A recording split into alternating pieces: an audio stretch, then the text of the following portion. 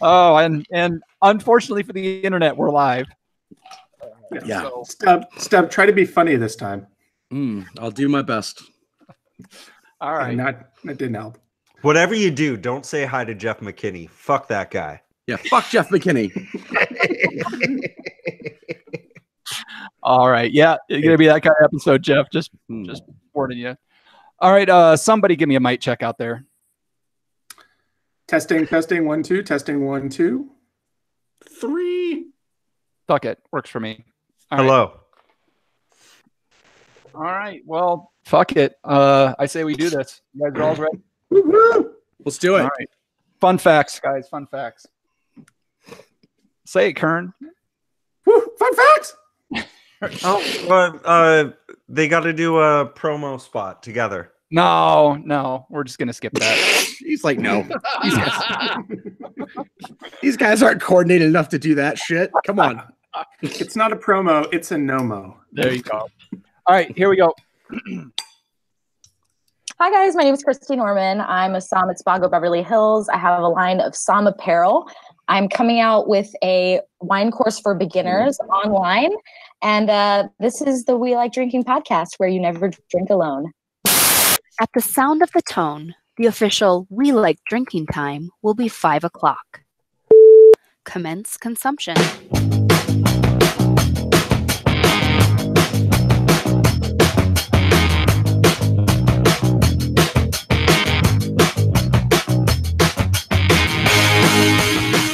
Thank you for joining us for the award-winning We Like Drinking podcast, episode 199.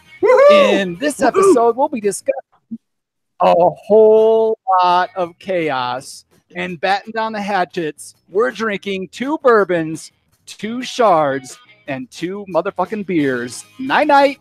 So crack open your beers, uncork that wine, and let's get drinking!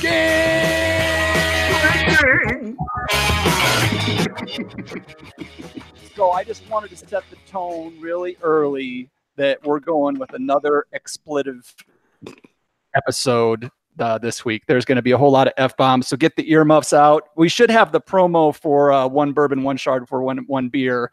Listen to this shit later if you're with your kids. And Don't start cribbing our style. Don't do it. Cheers, my podcast drinking friends, and welcome to Happy Hour 199 of the only 2-time award-winning topical beer and wine education podcast focusing on fun. Right, guys? Oh, yeah, rub it in, Jeff Solomon. Rub it in. We're putting the F in fun tonight. That's right. Now, folks, if you like what you're hearing in this episode, considering helping out the show by becoming a patron, you can find out more at welikedrinking.com/pledge to find out how you can get in on this action. But we're not going to mess around tonight. We're going to get right into it because the docket is kind of full. And we're going to find out who we're drinking with. We've got our usual panel members. We've got our wine blogger, Jeff Solomon. I'm not that. We've got our Wow. brewer. We've got our beer Way to brewer, bring it in 199, Solomon. Good job. It's all been a ruse. Say hello, John. Hi. And I am your host, Jeff Eccles. Now, tonight, it's been a while since we had 2 people on the show, but if there ever was a buddies movie version of a podcast, our guest tonight would be the hosts. In fact, that's pretty much what they've created with their podcast, 1 Bourbon, 1 Chard, or 1 Beer. The podcast that combines drinking, listening to music, and trash talk, along with competition, a la slow pitch softball. DJ JoJo spins the tunes, and our guests tear into each other and their potentially unsuspecting guests like Black Friday shoppers to a Walmart door opening. You've met one half of this dynamic duo on episode 176 when he subjected all of us to Nickelback to, quote, promote his podcast. Now, if you're a regular listener of the One Bourbon podcast, you may think the other half of this team's name is Fuck You, Kern. That's my middle name. But actually, that's just how Stub usually begins most sentences when Kern is in the umpire chair. Please help us welcome our friends, God damn you, Stub. I mean, Stubble. And fuck you, Kern. I mean, Chris Kern. Welcome to the show, guys. Thanks, man. Thanks for having us. Thanks for finally having me on. You finally rectified your greatest mistake. Yeah, I'm glad to be back. You know, unlike Kern. Are you? You know I cannot stand for Stub to beat me in anything. So you're gonna have to have me on at least 2 more times. It basically means his life is meaningless because I beat him at everything. So it's actually true. Yes. Pretty much. All right, so let's roundtable this and see what everybody's drinking tonight. Ruyak, what do you got? Well, I've got a growler of some beer that's just about as dark as this Eco Vessel. I've got some India Black Ale going today. Nice. I'm assuming that's racist in the whole growler. It's Native American Black Ale. Native. Yeah. With that, I'll toss it to you, Kern. So one of the beauties of being in the distribution industry is that I can put in requests for very special products that have not yet been brought here to the United States. I am drinking tonight a product that I know you guys are very excited about. You've talked about quite a bit before. I have the Order of Yanni Sour Ale in front of me. Are you absolutely delicious. If you're not familiar with this, it's actually a Polish company that puts this sour ale out. And what they do is they actually use vaginal lactic bacteria in the process of brewing the beer. So is that like the Jamie Lee Curtis strain? It's the Lactobacillus casei Sharona. Well, if it's Jamie Lee Curtis, then she's going to have both parts. Wow. Urban legend. But no, the beauty is that you can have either the lovely blonde Monica in your beer de champagne, or you can have the brunette Paulina, which is what I'm drinking tonight. You can actually get one Order of Yanni that has both Paulina and Monica in it. But, you know, the problem with threesomes is somebody is always left out. So it might as well just focus on one at a time. But just to be safe, I'm also drinking a Basil Hayden dark rye back with that Order of Yanni. So that's probably just to make sure everything's chilled. Just a quick comment. Please, Jeff. John. They're all Jeffs. The fact that it's a sour beer, isn't that like counterintuitive to the usual? One might think. My biggest issue is they show these 2 lovely models that apparently the lactobacilliae bacteria comes from. Yet I don't know if you can actually attribute a model's pulchritude to the health of the vajayjay, where the bacteria is coming from. So could there be a less attractive woman out there with, you know, better yeast making for the beer? Quite possibly. Depends on what time it is in the bar, doesn't it? Or what time it is that month. Have we already jumped the misogyny shark at this point? Jeff Solomon. What? It's a good thing you guys don't have any female listeners. You know, of course, the week that I finally shave, you can see I'm blushing my face off right now. I can't believe on my own show. I am still in the Halloween mood, ladies and gentlemen. So I'm drinking something very spooky. It's Revision Brewing Company's Dr. Lupulin Diabolical 3 times India Pale Ale. That looks like Rick from Rick and Morty on there. Yeah.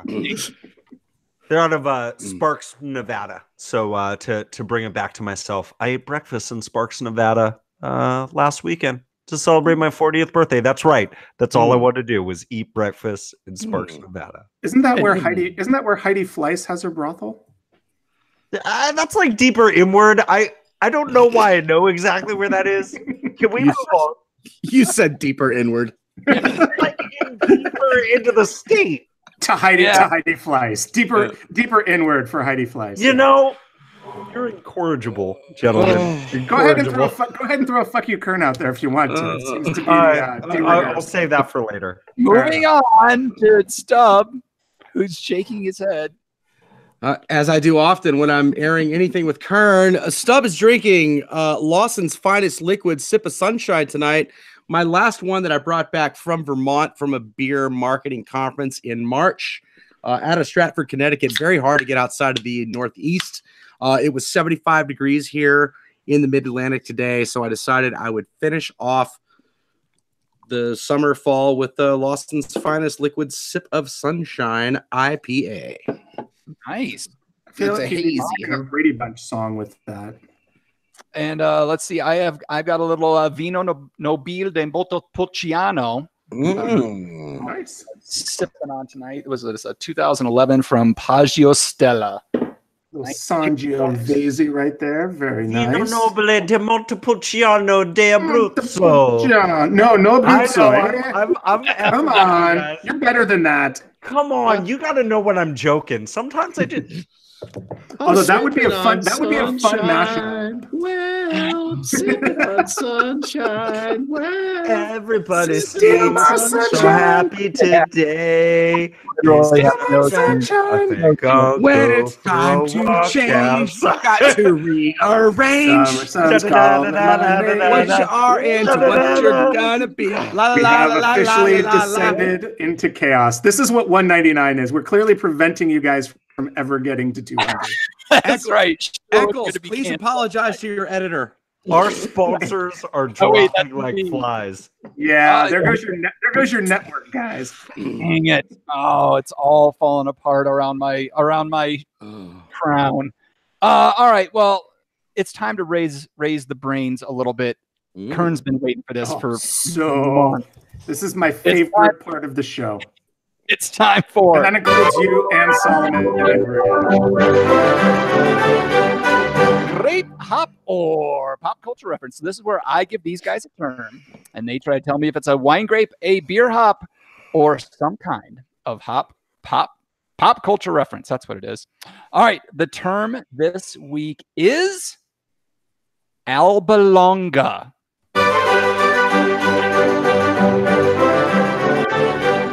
So is Albalonga a wine grape, a beer hop, or a pop culture reference? Are you checking to see whether or not they've listened to the show before? Have I done that one? Yes, you have. Oh shit! Damn it. Well, now. But the great thing is, I don't even remember what the answer is. I knew Albalonga. We fight alongside in the war together. He was a great man. Well, let's see if John can remember. I'm just thinking it's a taller version of Jessica Alba. Albalonga. But a bump. That's terrible. Can you spell it? Albalonga. One word? One word. Okay. All right, Kern. Can Am you I use up? it in a sentence? Yeah.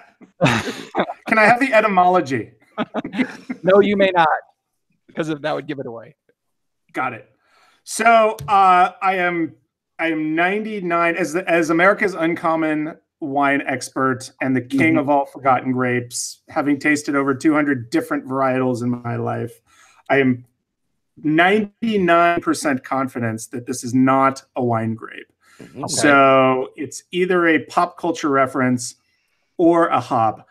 Since I am also Chrysopedia, the vast wasteland of mind space that is all things pop culture, I have not heard Albalonga as a pop culture reference. So I am going to go with a hop. That is my final answer. I have one for hop. Jeff Solomon. Why can't you see Albalonga with me?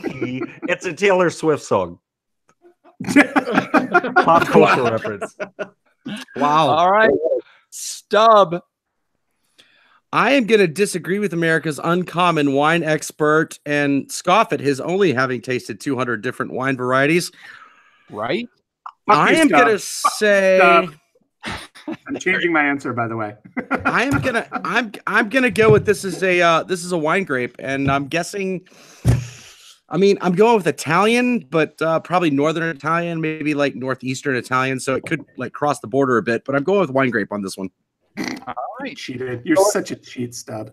We have a pop culture reference, a hop, another pop culture reference, and a wine grape. So everybody's in. I will say that one of our guests is correct. And the correct winner this week is Stub. Yeah. Fuck you, Kern. Fuck you, Stub. Alba Longa. Fuck you, Alba Longa, is what I'm going to say. Fuck you, Alba Longa. Hey, what'd I do? It is a German white wine grape that is a cross of Riesländer and Müller-Thurgau, primarily grown in the Rheinhausen region. So, yes, Alba Longa, well-known German phrase out there. Yeah. Very well done. All right, so gentlemen, welcome to the show. Glad to have you guys here. One bourbon, one Chard, or one beer, boys. This season, you guys are crushing this season. I am loving the guests you've had. I'm loving the shows you guys are putting out. It's been a lot of fun.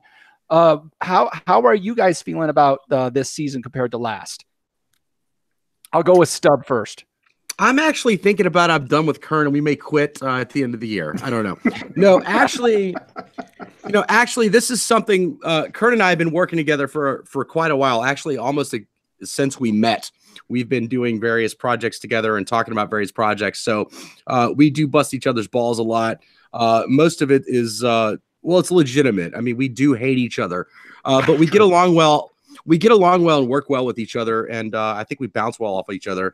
So the whole podcast itself was a great, was an extension of things we've probably talked about for years. And a lot of those are just when I would go out to the West Coast and we'd be just laughing and singing and doing things. This is a great extension of the stuff we've done together before. And I think the season 2 kind of figuring out the format, how to have guests on, especially guests who we're not personal friends with, which is getting more to a thing. I mean, the first several episodes of the first season were mostly personal friends, and not that we haven't known some of the other guests, but just figuring out how that works with us and our banter and working guests into that. I'm feeling pretty good about it myself.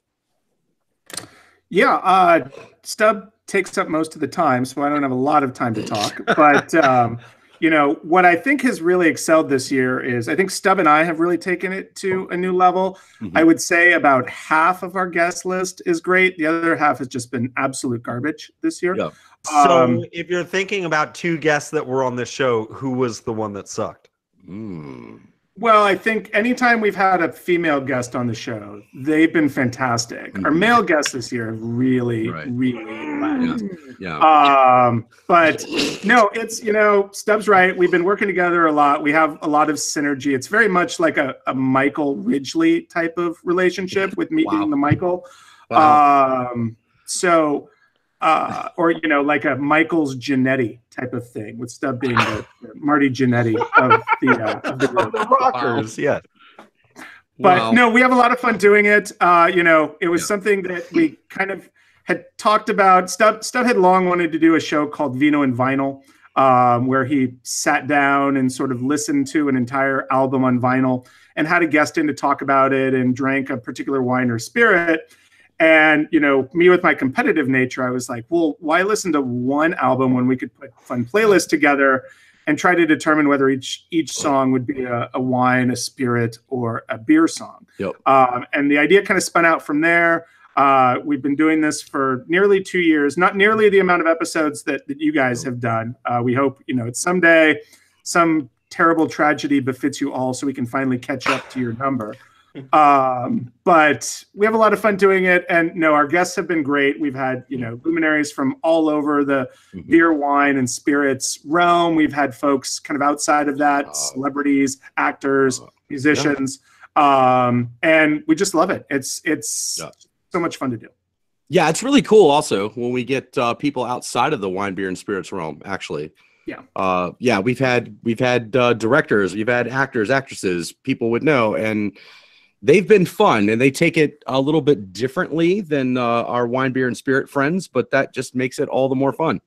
And it gives us much more to play off of, which I think is absolutely equally fun. And that's the best part about it is, Stub and I both love improv, and every episode is like you guys. It's the chance to just sort of get together, to riff, make yourselves laugh, crack yourselves up. And if we're doing that and we have an audience who's laughing along, you know, we're doing our jobs. Yep. We're not getting paid for it, but we're doing our jobs. Well, certainly as one of your audience members, I can attest that I laugh my ass off every other Friday when I'm listening to y'all. And I find myself wanting to argue with you guys, but you're not responding when I yell at my headphones. It's really fucked up. Like, how could you talk any trash about the New Kids on the Block? I still don't get that shit, Stub. I'm still furious. I don't think I actually talk trash about them. You use New Kids on the Block to qualify your hatred of something else. I did, actually. I do remember that. I will also admit here, as I've done on the show, I have seen one of the New Kids on the Blocks on a solo tour within the last 2 years of my adult life, and it was an amazing show. And he actually heckled me. So that was pretty awesome. From the stage. When it comes to the New Kids on the Block, Stub is like that former senator from Minnesota who was always presenting anti-gay legislation and then got caught tapping his foot in the men's room of the Minneapolis airport. So that's pretty much Stub in a nutshell right there. I'm going to say, even though the New Kids were way before my generation, since I just turned 30 this year, when I was in high school, if one were to sit down at the piano and play I'll Be Loving You, you could have a cute girl on either side of you and they would both be rubbing up on you. I'm just saying. Wow. So, how's your falsetto? I have these days way less than it was then, but I try real hard, Solomon. Just there you go. I try real hard. All right. Oh, beer foul. Not so good. I kept it in. I always swallow, fellas. I can vouch for that. So what is the Kern and Stub origin story? So Stub and I actually met back in 2012 in advance of the 2012 Wine Bloggers Conference, which was being held at Portland that year. Mm-hmm. We both got fairly active on the WBC Twitter realms, threads, whatever you want to call it, and kind of quickly determined that we had similar sensibilities. Mm-hmm. So we made arrangements to meet up when we got to the hotel in Portland, which we did, and then pretty much just ended up hanging out that entire weekend. Yep. Unfortunately, our wife was there to kind of, ruin the romantic side of things. But, that eventually came about later on. Yeah, I think that's pretty much it. Yeah, I mean, I don't remember a time you weren't in my life, Kern. It's true. At this point, it's like we've known each other forever. We're sort of like the couple from Outlander. Yeah, a little bit like that. Only way more attractive. That's true. Yes, exactly. And the sex is much, much hotter. No comment. And the Scottish brogues are much, much thicker. There's something a lot thicker. Hey now. Oh. Hey. But yeah, Stub and I, we also had a chance. Shortly after that, I brought him out to Paso Robles, where through my company at the time, Paso's Best Wines, I was shooting a web series that I came up with called You Don't Know Paso, which was a blind wine game show where we brought winemakers, sommeliers, chefs, wine shop owners from all throughout Paso, gave them a Paso Robles wine blind and gave them points based on how closely they could get to it. Stub did a great job shooting that on a shoestring budget out of my warehouse. I'm sure I still haven't paid him for that, and at some point I will. But but the show generated a ton of publicity here in Paso. It was great. I still get. In fact, I was just at a pop-up bar the other night, and as soon as I walked in, I had a guy come up to me and goes, "Hey, you can't be here. You don't know Paso," which got a big smile out of me. So we've always worked well together when we've been together. Yeah, absolutely. That is true. That is absolutely true. And so I don't start crying. I just want to give you a big fuck you, Kern.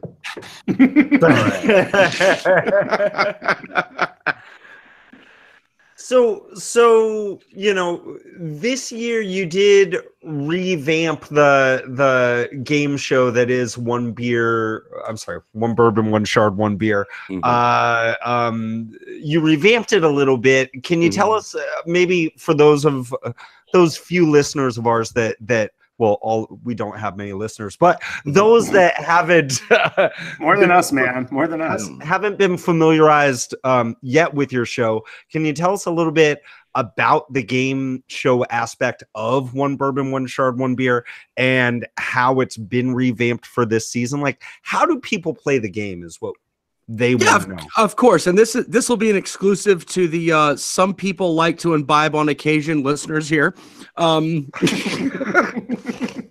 So we basically have it as a round of baseball. So Kern and I each will choose a playlist for a specific guest. We'll have that guest on 2 times.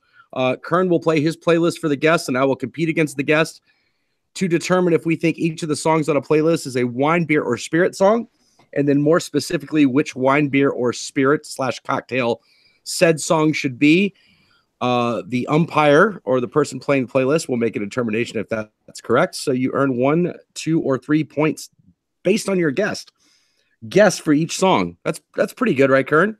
Wow, way to make that both excessively complicated and annoyingly vague, Stub. No, I think it was great.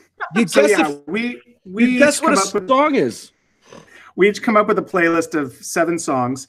Our special guest and the other co-host who didn't come up with the list each have to decide whether the person who did come up with the list, the co-host who came up with the list, thinks each song is either a wine song, a spirit song, or a beer song. So either One Bourbon, One Chard, or One Beer. Mm-hmm. And yeah, Stub said you get 1 point if you get that correct.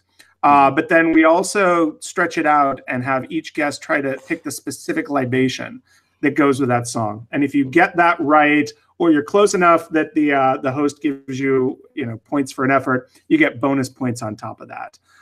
Whoever has the most points at the end of 7 songs is the winner. As you mentioned, Jeff, in our first season, we had 9 songs. We did try to make it much more of a traditional 9-inning baseball type of game, but we quickly realized that we were going into too long with our timing. So we decided to cut it back to more high school, little league level of 7 songs.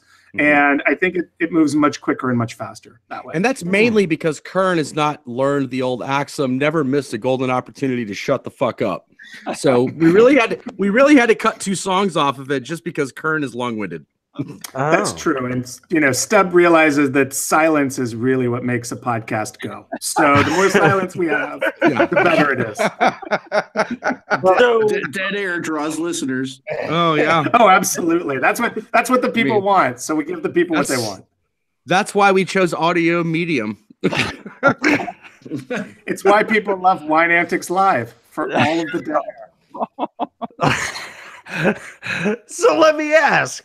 I'm certain over the season we'll call it a season and a half, season and a third that you've been playing. Have you been keeping track, like individually, about like who has a better record? We actually have. I'm actually in the process of tabulating those because we actually have a big announcement to make on your show, a surprise announcement that we've been saving just to announce on the We Love Drinking podcast, which is that One Bourbon, One Chard.com is officially live at this point. So after nearly 2 years, after a year and a half, we finally have a working website. And by the end of the year, I am going to have a statistics section on that, which will let you know exactly how many games I've won, how many games Stub has won, how many games our guests have won, and we'll lay out each of the specific drinks that we picked for each song. Oh, that's so awesome. Hug. And our next step is we're going to be doing rotisserie, One Bourbon, One Chard, or One Beer. I want to see the sabermetrics on that. I'm looking forward to the fantasy aspect. So we're talking about a game within a game. It's like exactly. Oh, the fantasy. John Ruyak, I want you to be my Bill James. You are going to be our Bill Jenks. Okay. That's exciting news, guys. This the site looks good outside of all the Jeffs on it. That's kind of fucking hey Eccles, do you want to start like a one bourbon, one shard, one beer DFS podcast? Absolutely. For people who play on Yahoo. Yeah. Wow. Oh, it's gonna be Gotta awesome. happen. I think the technology to do the fantasy site is something that the tavern absolutely needs. I think that's what's going to take the tavern to the next level, you guys. I think Yes, because fantasy podcasting sounds just fucking intriguing. I mean, I am really glad I'm wearing pants and you guys can't see under my desk right now. Just the thought of that sounds amazing. Yes. So folks, if you want to check it out, it's oneshard.wordpress.com, and the ones are spelled out. So actually, you can just go to .com. You don't even have to throw the WordPress in there. Oh, there you go. One Bourbon, oneshard.com, and it'll get you there. Fantastic. Congratulations, gentlemen. Thank you, sir. If they haven't listened to it, you guys gave great explanations of it. But I really think they need to live it. I think our listeners need to live it in order to really grab the essence of Absolutely. One Bourbon, One Shard. So what we're going to do... Sure that essence doesn't get warm. Is it a Monique or is it a Paulina essence that we're using? Well, it's Jeff Solomon spinning it, so we'll see. Cool. So I'm excited because we have hired DJ JoJo to come in and drop the mix for us. Hold up. Breaking news. We didn't have enough money, so it's DJ Joe Schmo. Oh. All right. So What is going on? I love that show. that was a great show. So Stub was on before. He gave us some Nickelback. That turned into like 3 weeks of pain for our listeners and our Patreons. Jeff Solomon is taking the umpire chair this week for the We Like Drinking One Bourbon, One Shard, or One Beer. So DJ Joe Schmo, take it away. Yeah, drop that needle. Hit that beat. Bring that beat back. Oh yeah, I'm feeling it. You guys feel that? I'm Yeah, feeling man. something. That walking bass line right there can only mean one thing. It's time for everybody's favorite novelty track / surprise hit from everyone's favorite animal-friendly, anti-fascist, gay-positive, pro-feminist, Canadian punk rock turned heavy thrash metal band, Propaganda. So what on the surface really sounds like a pretty simple and shitty song leaves the listener with more questions than answers when they stop to ponder, what the hell's going on here? Like, if ska sucks, why are you playing a ska song? And if all these punks in my neighborhood hate ska, why is it that the only thing I hear them playing on their speakers? And if all these rude boys in town love ska, how could they hate this? Because that's what ska is. Can't we all just get along? I guess what I'm asking you, Jeff Eccles, is does ska suck? And is ska sucks one bourbon, one shard, or one beer? Ooh. Ska for me is very much a in the moment kind of genre. There's times where it flows and you just feel it, and there's times where you can't wait to throw the record against the wall. Now, for this one, I know, Jeff Solomon, that you're a fan of the movie Princess Bride, and to me, this was very much a poisoned wine challenge in trying to think of what you would go with. What do you mean, Jeff from Colorado? So, is he gonna say ska sucks? It's very much a beer sounding song, but does he know I will know that, so he won't choose beer? And so you have this continuing circle of what Jeff Solomon is going to do with this. Part of the fun of the show is outthinking yourself with each guest. That's right, which I am excellent at doing, and I am proving Yes, you are. You're going to have to get a whole lot more smart before you realize how dumb you are, Jeff. So when it came down to it, being from Colorado, having ska brewing out here, I had to have a beer song. And since in the song they talk about Rudy, Fuck you, Eccles. Fuck you, Eccles. Fuck you, Eccles. Session IPA from Ska Brewing. Wait, I'm sorry. I couldn't hear it over the fuck yous. So you did a beer from Ska Brewing, but what was it? Rudy Session IPA. The Rudy Session IPA. Yes. Right. Which can you spell can you spell that for me? RUDI. No, IPA. Okay, got it. All right. Rudy's Ska Brewing. If it doesn't have hazy in front of it, he doesn't recognize it. All right, the Rudy Session IPA from Ska Brewing. Okay, gotcha. All right, session. All right. Okay. Confession time. I know exactly what this song is about. I just wanted to fuck with Eccles because, fantasy football. Fuck that guy. Anyways, after forming the band Propaganda as high school friends in Portage la Prairie, Manitoba in the late 1980s, guitarist Chris Hanna and drummer George Samolsky expressed their displeasure with all the Nazi skinheads who kept showing up to their shows, co-opting ska music and culture. So they would play this song at most of their shows to let all the racists know that they were not welcome.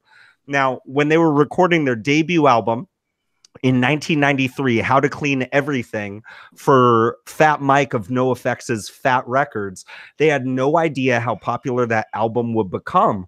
As the second album on that label, they really helped propel Fat Records for an independent punk rock label in the 1990s. They were selling 1 million albums a year in the 1990s, that's huge today, I think. So in interviews today, the band does find it funny that the song is not even close to representative of what the band actually sounds like. But this is the one that really kind of made them famous or infamous. It was a very specific song meant for a very specific time and place and purpose. So of course it was confusing. Hey, Kern, did you beat me when I was on your show? I believe. Hey, fuck you. Pick it up, pick it up, pick it up, pick it up. So, are you picking up what I'm laying down? And is Ska Sucks beer, a wine, or a booze song? Solomon, to paraphrase one of my idols, Jeffrey Ross, probably the best Jeff in the room right now. Wow. Wow. I wouldn't fuck your playlist with Stubbs dick. Wow.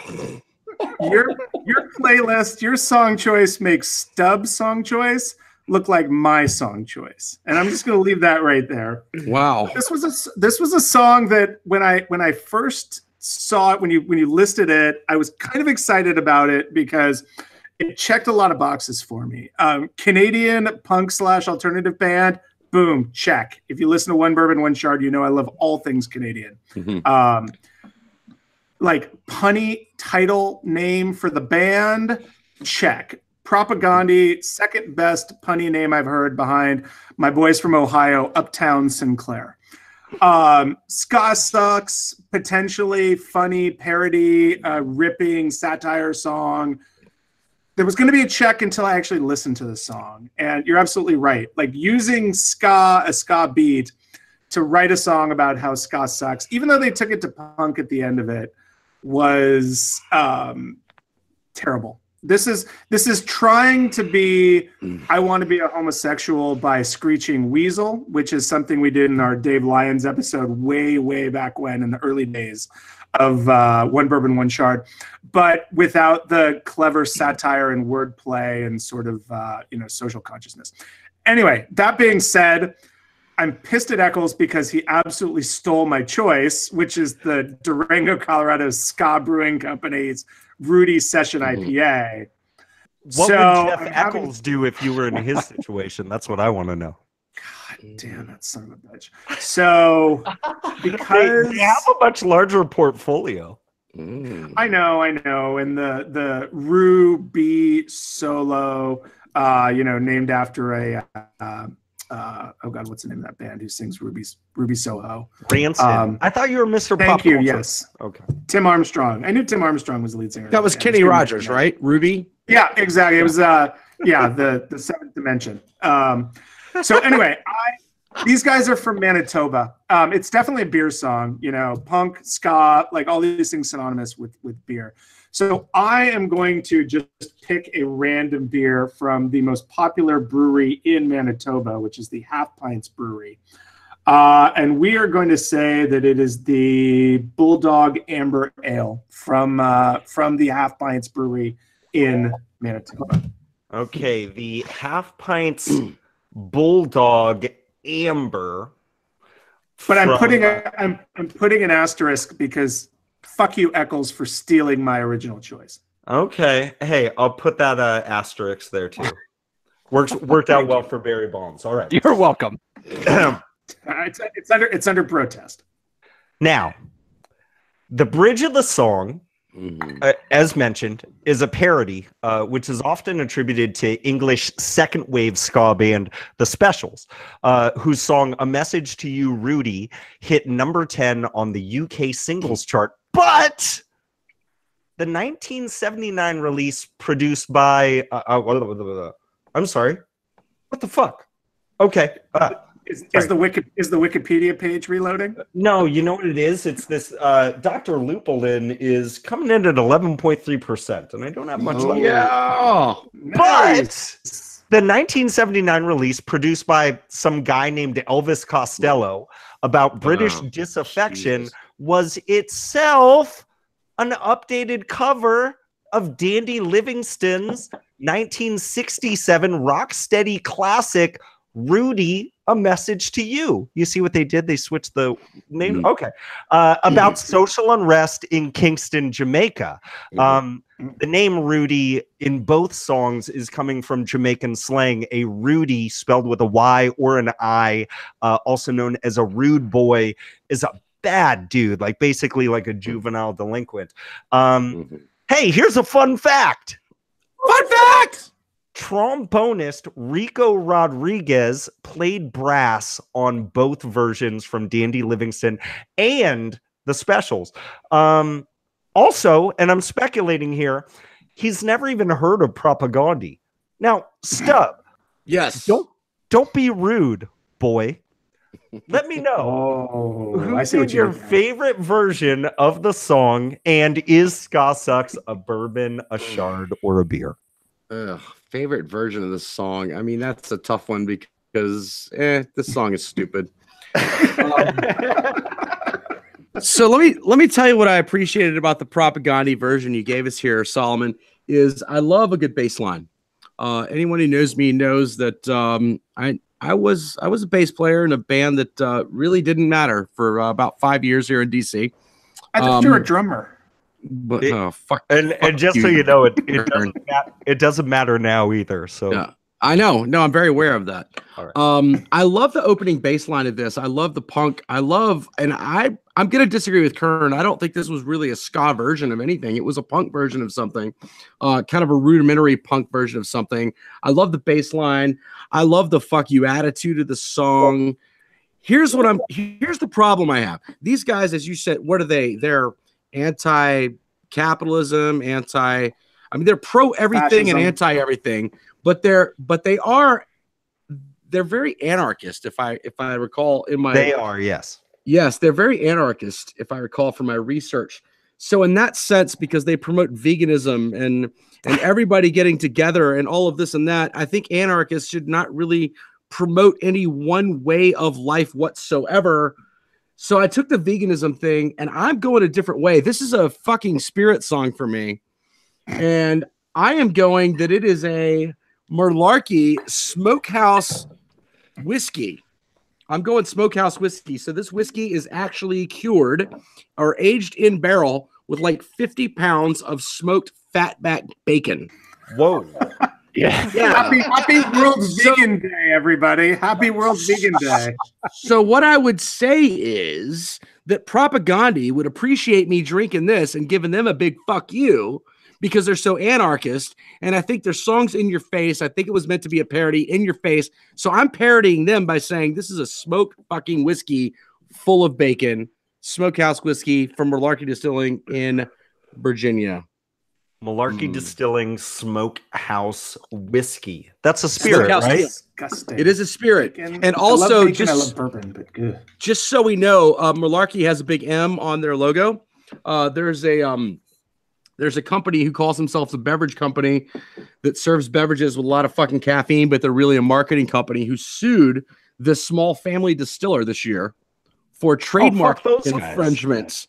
For trademark infringement for an M that looks nothing like the fucking M on those shitty energy drink bottles. That's all I'm saying. Wow. I see. Yeah. You're talking about the M that is really the number of the beast, according to Twitter. No, I mean, you know. Starts with an M, rhymes with onster. Hey, here's a fun fact. Fun fact!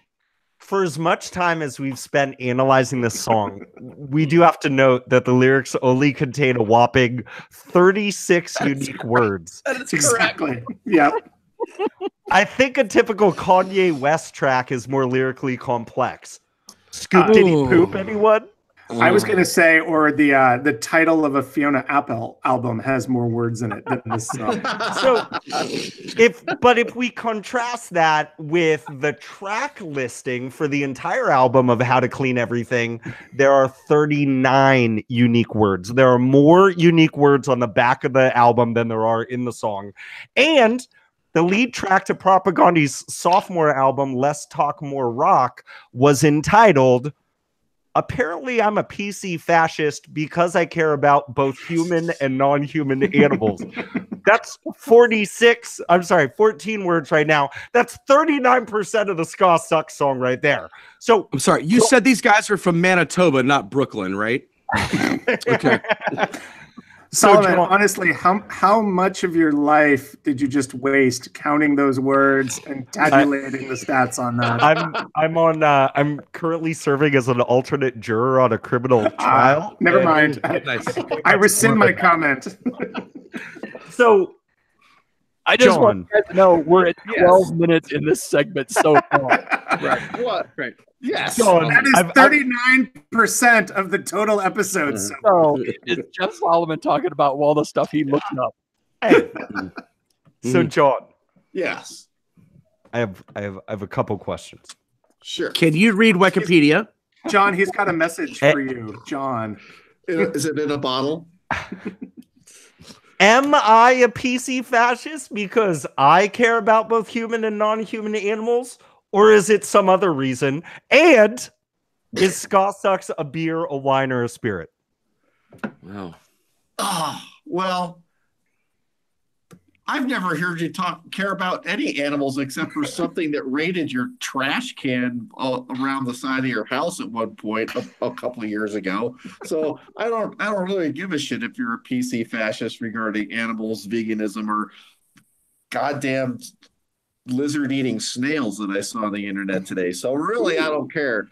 But the fact that this is a song about Ska Sucks written by a Canadian band, and what the fuck is it about Canadian bands? First we had Nickelback, and then I had to live through 3 weeks of that and watch a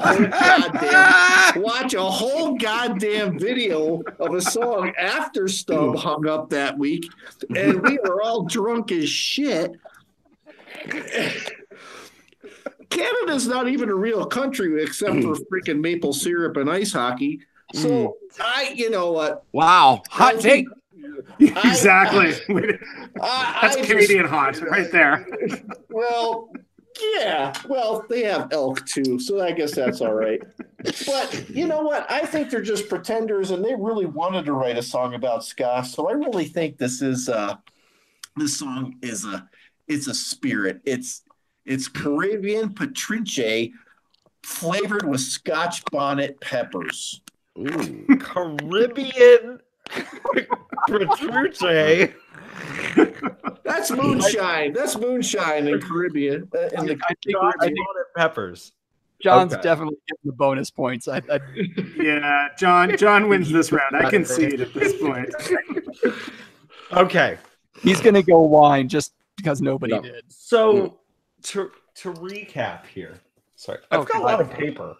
No more notes, please. You are a PC fascist who does not care about trees. Solomon, it's great you love the animals, human and non, but you hate the fucking trees, apparently. No, man, there's only one kingdom. One kingdom, baby.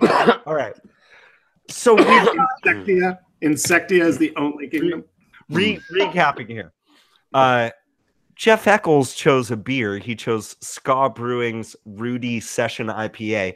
Kern wanted to, but he's also kind of a wuss. So he chose Half Pint's Bulldog Amber Ale, which is out of Manitoba. He did ask me to asterisk it because he really wanted to do Ska Brewing too. Stub chose Malarkey's Smokehouse Whiskey made with bacon purely out of spite. For vegans. And Ruyak picked Caribbean Petruccio. What is Caribbean? And you guys wonder why we separated you for your episodes. Scotch bonnet spiced patchouli oil for John Ruyak. Okay. Yeah. Right. Apparently you didn't do enough research, fellas, because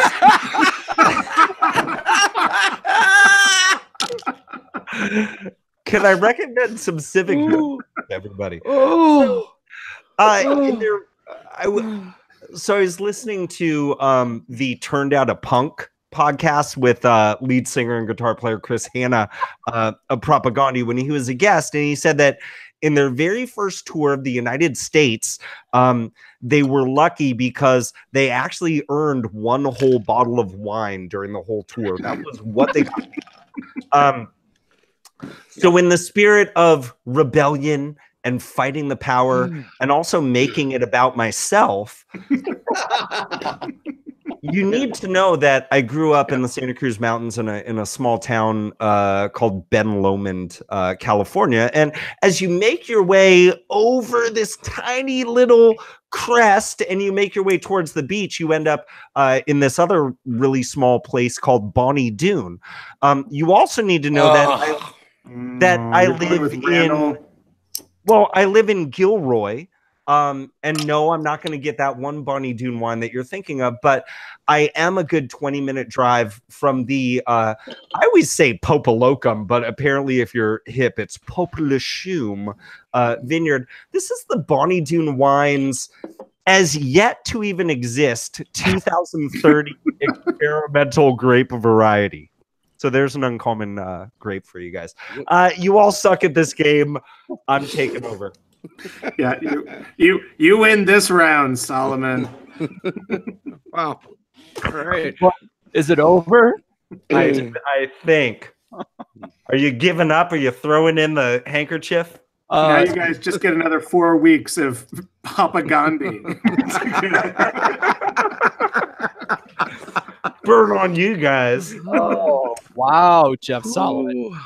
I think Jeff Solomon really enjoyed going on your guys' show. Trying to recapture as much of that glory. I think Jeff Solomon really has a future in not ever hosting an episode of One Bourbon.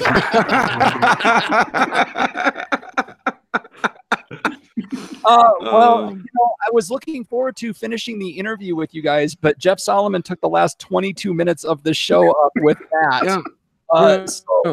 And unfortunately, from there, we fucking go to more Jeff Solomon with. Oh, Jesus. Oh, wow. Awesome. Oh, I get to talk. So we must be talking about, it's so funny when you see this, one little news blurb this morning and next thing you know, there's 20 news blurbs and everybody's like echoing each other. It's beautiful. And here I am echoing all of those blurbs. So Francis Ford Coppola, the director, got a big winery situation. They are now in the cannabis game as of Jeff Solomon. Yeah. So, real quick question: did I do this? No. Or did I do bump, bump, bump, bump, bump? Yeah, Oh, I thought fuck we were you. getting fucking It's the fantasy same football. thing, right? Way to hit your cue there, Solomon. Fuck. Good thing you always go back and edit all this shit out so I don't look like a fool. Yeah. The listeners will Ooh. never know. I feel like that's happening. We can fix it in post. It's every my God. podcaster's favorite word. We can fix this in post. Here's the part where I fumble for my phone. We're at 50 minutes in. We're not doing Bruce News, Jeff Solomon. I thought you were a glutton for punishment. You shouldn't have asked me to host the damn show. So just for that, you need to take a shot of pickle juice. oh my God. Hey, so here's the thing that you do need to know. And I know people are tired of hearing about fantasy football. I'd be tired of hearing about that too if I weren't me. Because guess what, motherfuckers? I'm on the come up. Y'all are screwed. I scored more points. Hey, Jeff Eccles, how many points did you score last week? Not enough. John, what about you? 130. Yeah, you suck. Ooh. I scored 143. Guys, I'm going to take down this league. You finally realized who's the fucking champ and who are the chumps. I'm the chump. Wait, no, you're the champ. Listen, I'm going to win is what I'm going to say. And fuck everybody. You want to go over the standings again right now, Solomon? Mm. You know what? Who's in first place? don't. Who's in third? Who's in third place? You know what? Shut your mouth. I am. Who's in seventh place, Solomon? Shut up. You're a jerk. It's not, dude. It's a pretend game about a sport that's not even real. Whatever. Hold on, gentlemen. That sound you're hearing right now is every single one of your listeners hitting the fast forward 30 button.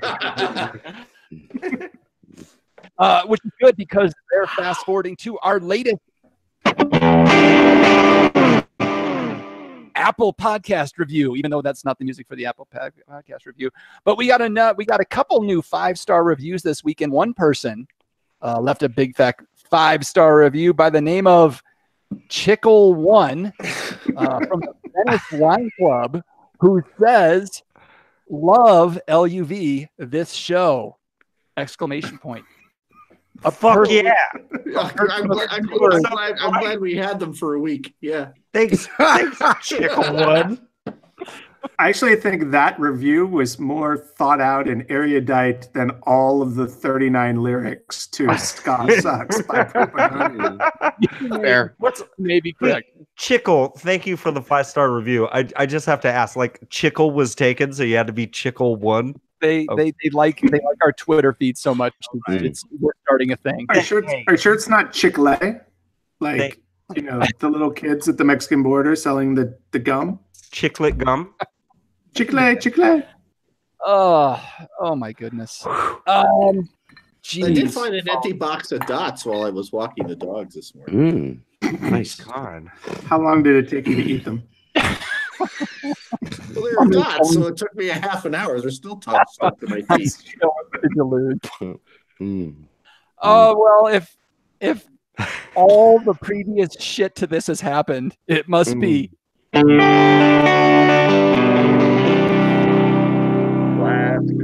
Last call. For the love of God, it's time to go. Fun fact! Oh, sorry.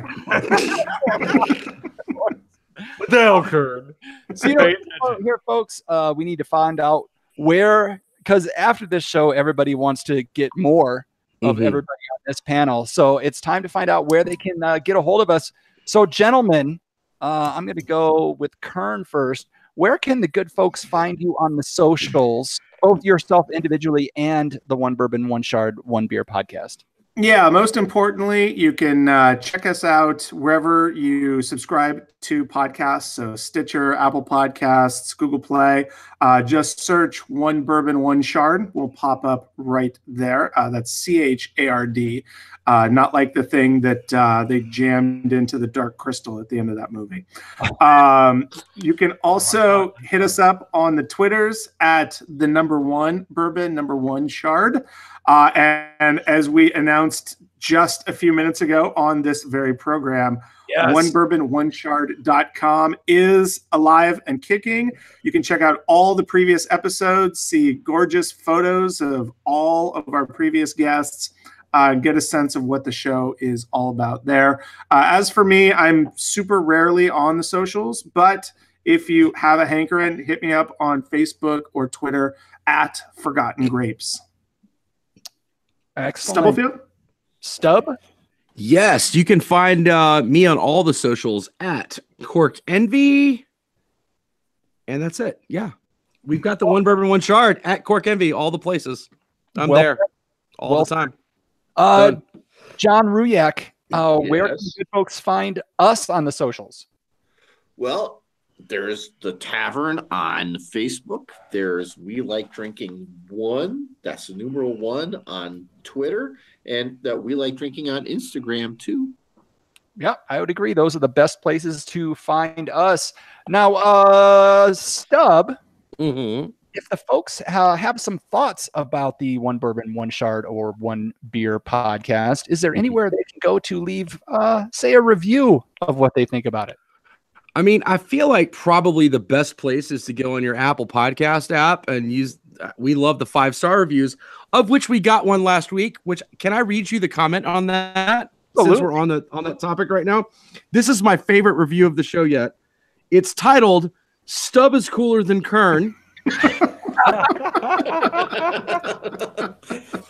5-star review. Love this podcast. It's a hilarious time.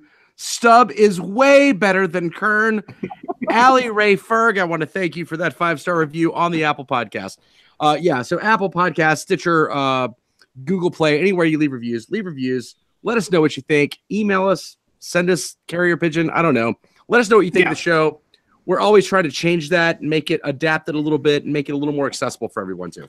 Yeah, and if you do want to hit us up with some suggestions for songs that we should be doing on One Bourbon, One Shard, your own playlist, or you have any arguments with, don't show me stupid. Why do you have a fake name? Your Allie Ferguson is your drag name. I know this. So anyway, my drag name is Nina Ray.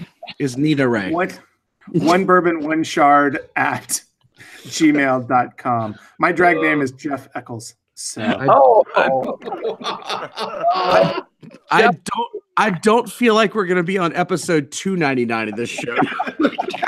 I have a feeling. Just a hankering. Jeff Solomon, if the folks want to leave us a review, where should they go? Yeah, hey, follow me on Instagram and Twitter at I'm fucking with you. What's that? If they want to leave us a review, is that what you asked? They want to leave a review of our show. Where can they? This isn't complicated. But the same place where you could leave a review for One Bourbon, One Shard, One Beer. Very well done. It's Apple Podcasts, iTunes. Yeah, I was giving you the chance to speak less. It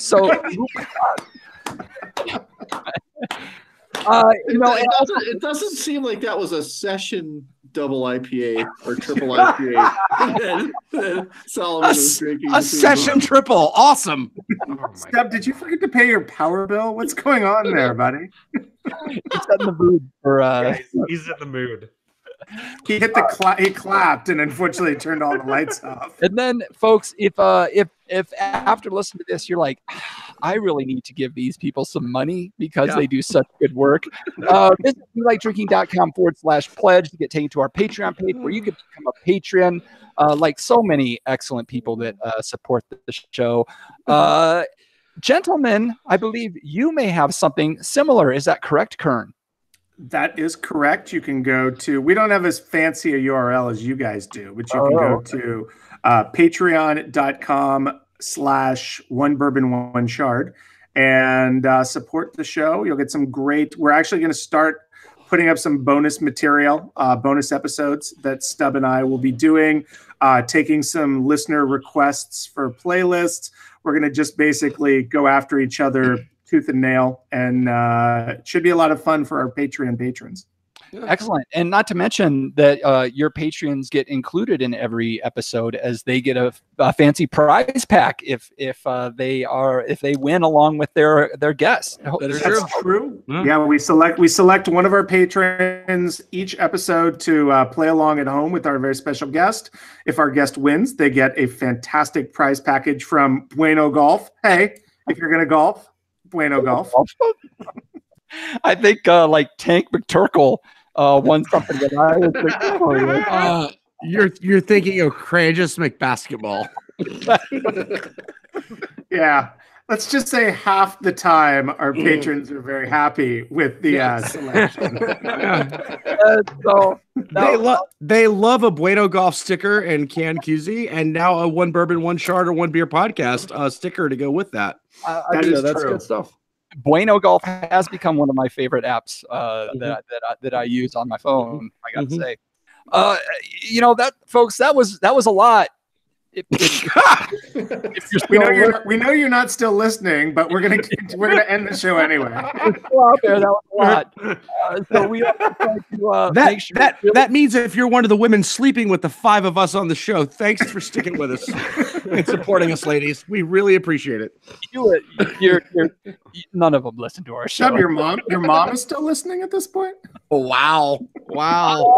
My mom is a new grandmother this week, my friend. Oh, that's right. Let's talk about your niece's name. We are going to make sure it drives home a little bit. We like to call, why wouldn't it not play? With a little bit, we like to call. Wait, who subscribed? Where I take a quote from someone fictional or non-fictional, and these guys try to guess what movie it's from. All right, here we go. I like this one this week because of how it starts. That's pretty fucking thin. That's very thin. What the hell? Thin's my middle name. Your wife's cooking? I'm not surprised. Pew, pew, pew. What? Nothing. Remarks like that will not get you invited to Christmas dinner. My luck's changing for the better every day. All right. So that was two guys talking back and forth with a little gunplay in between. So what movie was that possibly from? Jeff Solomon. You know what? That dialogue was so shitty. It's probably from a Kevin Smith movie. So I'm gonna say Clerks. I'm gonna say that's a shitty line from Clerks. It's obviously the worst movie of all time. Way too many times tonight. Stub. Wow. Clerks was not the worst movie of all time. There was no gunplay in Clerks, but I'm gonna say it's from Clerks 2. All right, so we have Clerks. We have Clerks 2. John Rubeck. Oh, you know what? There was nobody married in that movie, but still, pew pew pew. I'm going with Open Range. Oh, Open Range. All right, Kern. I thought for sure Stub was going to nail this one, but we're going to go to Kern and see if he can get this one. Also, Kern, it's not Brokeback Mountain. I promise. Well, what's funny is clearly I'm the only Kevin Smith and Clerks apologist here because I love every single entry in the Clerks oeuvre, including the animated series, which is a little scene gem. But as do I. So it's clearly a couple of Italian guys. Mallrats was okay, by the way. Mallrats was fun. Yeah, it's the worst thing they did. It's clearly a couple of Italian guys talking about using a razor blade to slice garlic because all Italians are about how thin you can slice the garlic. I want to say it's not The Godfather. It's Goodfellas. I'm going Goodfellas. All right. I like where you're going. I know that's not right, but I'm going there. Can I try something? You can, because one thing we do need to know is that, and I'm just thinking, you're talking about guns and stuff like that. Like, I don't know. And you said, like, I thought like Stub might be into it. Like God bless you, Stub, because he's a Marine. Is it Jarhead? Is that like the name of it? I don't know. Oh, okay. So, if I said I'm getting too old for this shit, it's like Lethal Weapon. Oh, it's Lethal Weapon 2. Yeah. The original buddy cop movie. I kind of. Oh, boo! That was horrible. Damn you, Eccles! You're so meta, man. I love it. I love it. Moving on, you can also find the show notes with this episode with all the links to the stories or mentions we had at welikedrinking.com/podcast, which actually I don't think works anymore because we have a new website that I'm working on. Or better, swipe right on your phone.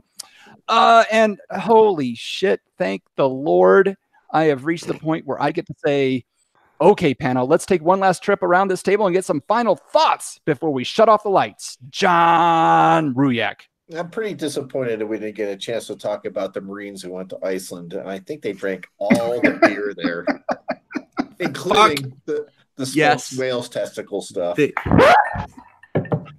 Absolutely. Absolutely. Stub.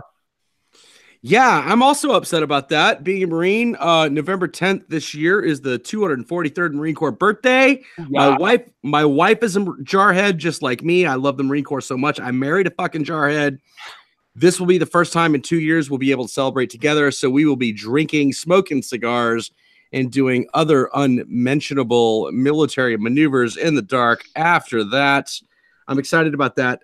Guys, seriously, thanks for having us on again, or having me on again. Sure. Yeah. But yeah, it's all for the good of our show. And Kern's my buddy, so you know he gets to ride the coattails. Not anymore. All right. No, you guys are great. Seriously, thanks for having us on. Bam. Absolutely, Jeff Sullivan. Stop the music. Ruyak. A message to you, Ruyak. Fuck you, Ruyak. We just need to get that in the show for some reason. Okay, back to the music. Well, what did I do? Kern, you know what you did, John. You know. So first and foremost, happy World Vegan Day to everybody out there. As a little sneak peek of a future upcoming One Bourbon, One Chard playlist, I have an entire playlist about Stub's wife that I am excited to unleash upon the public. And last but not least, fuck you, Solomon. Fuck you, Eccles. Fuck you, Ruyak. Fuck you, Stub. Do you have anything to say to our listeners? Your listeners, hey, check out the One Bourbon, One Chard podcast. Available on all the finest podcast playing devices. I love great pivot, Kern. No one saw that. No one saw that pivot coming. No one expects the Spanish Inquisition. And I will just say, gentlemen, this was the exact steaming pile of hot mess I anticipated to be. Yes. And I appreciate you guys coming on for it. We may have lost half our listenership in this episode, but fuck it, it's been worth it. Listeners, if you have enjoyed this, if you're still listening and you have enjoyed it, make sure you check out the One Bourbon, One Chard, One Beer podcast, especially the next episode when our lovely sisters from the Wine 25 podcast, who may have severed all links to all of our shows after this episode. But Val and Steph will be on for their second episode. Steph won the first one, even though she didn't know what a Boilermaker was. The first one. She's reached. Attractive gingies get away with a lot. That's all I'm saying. Yeah, she's reached Aaron Sell levels of infamy in her lack of drinking. Oh, I don't even know about that. The Boilermaker, that was a travesty. The Singapore Sling with tequila, grenadine, and orange juice is pretty high up there. Oh, be sure to check that episode out. And with that, I'll say thanks again for joining us at the We Like Drinking podcast, where you'll never drink alone.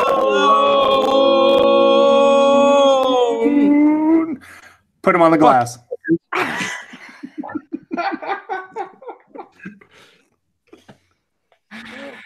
And scene.